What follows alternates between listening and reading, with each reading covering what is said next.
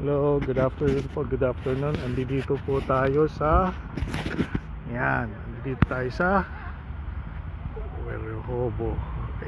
Weherob. Ewan ko, basta basahin na lang nyo. Andito tayo sa lugar na ito. So maybe around 20, maybe 30 minutes drive from our place, kung sakali 30 minutes drive. So right now yung kaibigan namin o kasamaan or batch namin, pumili siya ng sasakyan. So medyo first timing pa lang, medyo hindi pa niya alam paano pagana.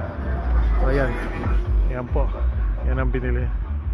Medyo nagugulat pa ako niyan. So ito yung train station yata ito. Yung train station, yan makikita natin. Kung makikita nyo,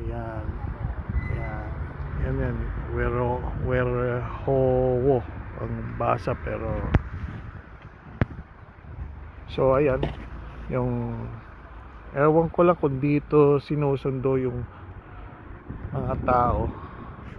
Pero sa ngayon, kasi pumunta kami ng Bidrongka kanina. Sinubukan namin yung sasakyan. So ngayon, buti na lang yung kasama namin na medyo mas nakakatanda, marunong siya mag-drive. Kaya siya na nag-drive. Pero papunta doon, medyo takot kasi nasa driver's seat ako. So ayun, makapag-uwi si Mami na lang ang si Gray na lang ang mag-drive. So actually nahanap ko yung yung gawaan ng cellphone, pero medyo iba-iba kasi, medyo malalayo yung hindi siya central, nasa parang highway siya So kailangan ko pang, wala pa akong idea dito, first time talaga. So yan po, pinili nila yung sasakyan. So wala pa talaga itong mga kasama ko, wala pang lisensya. Yung akin naman parang papel pa lang.